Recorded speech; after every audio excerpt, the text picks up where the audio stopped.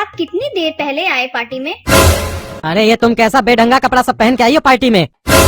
कपड़ा तक पहनने का ढंग नहीं है तुमको। घर में ऐसे कपड़े पहनती हो तो कोई बात नहीं, लेकिन जब बाहर आती हो तब तो ढंग का कपड़ा पहना करो। तुम्हारे साथ हम कहीं भी जाते हैं ना तो बहुत शर्म आती है हमको। एक तो इतनी मोटी हो, कई बार बोले तुमको वजन पे ध्यान दो, पर ध्यान दोगी कैसे? मेरी बात मानोगी तब ना ध्यान दोगी। मेरी बात घर में मानता कौन है? भैंसी की तरह सारा दिन खाते रहती हो, तभी ना साइज भी भैंसी की तरह हो गया है। आप चुप रहिए। मेरे शरीर के ऊपर कमेंट करना छोड़ दीजिए। हम 1000 बार समझा चुके हैं आपको। आप अपना चेहरा देखे हैं कभी? पूरे काले कलुटे लगते हैं आप। पर हम कभी कुछ बोले हैं आपको? और रही बात मेरे वजन की, तो वो क्या आपको बताना पड़ेगा? आपको पता नहीं है कि हमको बीमारी है। खाना खाने की वजह से मेरा वजन नहीं बढ़ रहा है, और ऐसे भी हम घर में सबसे कम ही खाना खाते हैं। हाँ हाँ, वो हमको पता है कितना कम खाना खाती हो तुम। कभी अपनी प्लेट में देखा करो सही से, तब ना पता चलेगा। इतनी खाने की शौकीन हो तुम, अपनी प्लेट छोड़कर दूसरों की प्लेट में ताका झाकी करती हो, तो अपना प्लेट में कितना खा रही हो कैसे पता चलेगा?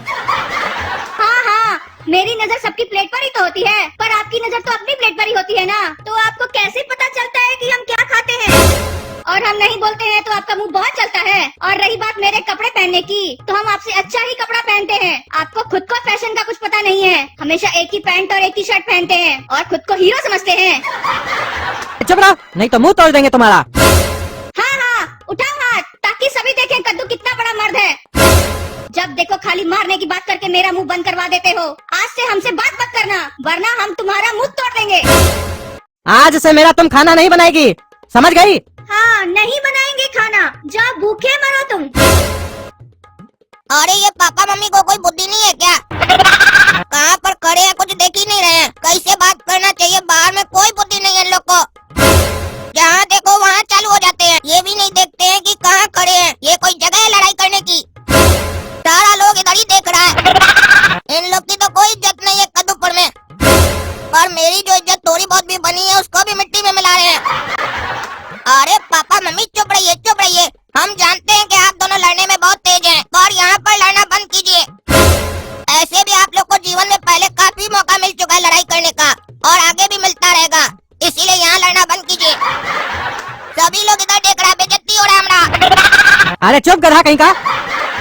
एक तो तुम्हारी माँ को कपड़ा पहनने का लक्षण नहीं है, ऊपर से हम समझा रहे हैं तो तुम कह रहे हो तुम्हारा बेइज्जती हो रहा है। बेइज्जती तो मेरा हो रहा है, और ऐसे भी तुम्हारा कौन सा इज्जत है जो तुम्हारा बेइज्जती होगा? अरे तो आपका कौन सा इज्जत है कद्दूपुर में जो आपका बेइज्जती होगा? आपसे ज्यादा हमारा इज्जत है कद्दूपुर में। आप कहीं भी जाते हैं ना तो लोग बोलता है देखो काला कद्दू का बाप जा रहा है, लेकिन हमको कोई नहीं बोलता है कि देखो कद्दू का बेटा जा रहा है। अरे वो तो लोग कहेगा ना कि काला कद्दू का बाप जा रहा है। काहे कि कद्दूपुर में दिन भर जो लफंगा गर्दी करते रहते हो तो बोलेगा ही लोग। तुम कोई मेरा नाम ऊंचा करने वाला काम नहीं किए हो, नाम को मिट्टी में मिलाने वाला काम सब करते हो। इसीलिए लोग बोलता है वो देखो काला कद्दू का बाप जा रहा है, यही है उस लफंगा का बाप। और बोल ऐसे रहे हो जैसे लगता है लोग तुम्हारा तारीफ करता है। अरे तो आप कौन सा ऐसा झंडा गाड़ दिए जो अपने ऊपर इतना अभिमान कर रहे हैं? आप भी क्या किए हैं कद्दूपुर में रहकर? कौन सा आज तक कोई बड़ा तीर चलाए हैं? जब देखो घर में लड़ाई करते हैं, बाहर जाते हैं वहाँ लड़ाई करते हैं। आप कहीं भी घूमने जाते हैं तो शांति से नहीं रह सकते हैं। लोग घूमने क्यों जाता है? ताकि खुशी मिले। आप तो लड़ाई करते हैं। अरे शांति से रहने दोगे तुम दोनों माँ बेटा, तब ना हम शांति से रहेंगे। ऐसा ऐसा नमूना जैसा हरकत करते हो किसी का भी गुस्सा आएगा। ऊपर से समझाओ तो जबान लड़ाते हो, जबान काट देंगे तुम्हारा मेरे सामने ज्यादा बोले तो। अरे पापा पार्टी में अनपढ़ लोग घुसाया है क्या? अरे तुमको उससे क्या मतलब, और हमसे क्या पूछ रहे हो? अरे पापा वो अनपढ़ लोग बहुत चिल्ला रहा था, उसी लोग का आवाज सुन के तो हम यहाँ ढूंढते ढूंढते आए हैं। कौन अनपढ़ लोग पार्टी में घुस गया है? पता नहीं कैसे अनपढ़ लोग को पार्टी में बुला लेता है ये लोग। अगर आपको वो अनपढ़ लोग दिखे तो हमको बताइएगा, बढ़िया से झाड़ेंगे उस लोग को। अरे ये साला कहीं हम लोग को तो अनपढ़ नहीं बोल रहा है, क्योंकि इस साले का आदत है घुमा के बात करने का। ये साला खुद को बहुत तेज समझता है ना, अभी बताते हैं। अरे कोई अनपढ़ नहीं है यहाँ, तुम्हारा कान बसता है क्या? अरे नहीं नहीं पापा, अनपढ़ था यहाँ पे, बहुत बकवास कर रहा था, हम अपना कान से सुने हैं। अरे तुम्हारा बहुत हो गया, नाटक करता है तुम। साफ साफ बोलो ना, तुम हमको टोक रहे हो कि हम काहे झगड़ा कर रहे हैं तुम्हारा माँ से। अरे पापा साफ साफ बोले तब ना आपको समझ में आया, साफ साफ नहीं बोलते तो समझ में कैसे आता आपको? अरे हम सब समझ रहे हैं, हमको मत समझा तुम। घुमा फिरा के अपना परिवार को अनपढ़ बोल रहे हो ना। अरे अगर परिवार अनपढ़ जैसा हरकत करेगा तो क्या बोलेंगे आप ही बताइए। और जब किसी को सीधी बात नहीं समझ में आती है तो ऐसे ही नहीं समझाना पड़ता है पापा, क्योंकि देखिए काला कद्दू सीधा मुंह से आपको समझाने का कोशिश किया, आपको समझ में आया नहीं ना आया? तो जब आपको काला कद्दू की बात नहीं समझ में आई तो हमको समझाने आना पड़ा। लोग बोलता है बच्चा को तमीज में रहना चाहिए, तमीज आएगा कहाँ से हम लोग के अंदर? जिसका बाप बड़ी पार्टी में अपनी पत्नी को बोल रहा है तुम मोटी हो भैंसी हो, मारेंगे 2 जूता मुंह तोड़ देंगे, और वो बाप चाहता है कि उसका बच्चा संस्कारी हो, वो रोके ना कुछ बोले ना।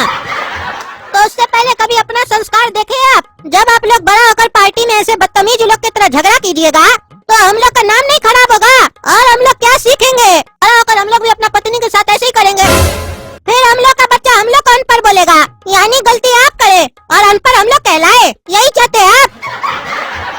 गलत बात है, गलत बात है, ऐसे मत कीजिए। पार्टी फंक्शन में आए थोड़ा तमीज से बात कीजिए। आप क्या कपड़ा पहने, मम्मी आपको कुछ बोली? आपको मम्मी से बहुत प्रॉब्लम है। ये कद्दूपुर के हर मर्द का प्रॉब्लम देखे हम, अपने पीता खाता है, दूसरा का पत्नी को देखता है, दोस्त लोग के साथ ही करता है, उल्टा सीधा बात करता है, तब कुछ नहीं।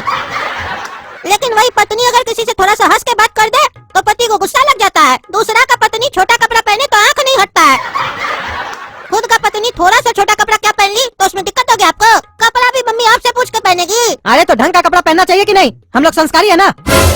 हाँ पापा, हम लोग बहुत संस्कारी खानदान से है। वो ठकुआ जी का पार्टी में उस दिन चाची को आप क्या बोल रहे थे? आप बहुत खूबसूरत लग रही हैं। वो तो मम्मी से भी छोटा कपड़ा पहनी थी तो उसको काहे नहीं बोले, बल्कि आप पार्टी में पूरी देर उसी के साथ घूम रहे थे, हंसी मजाक कर रहे थे, तब आपको दिक्कत नहीं था, काहे कि वो दूसरे की पत्नी थी ना।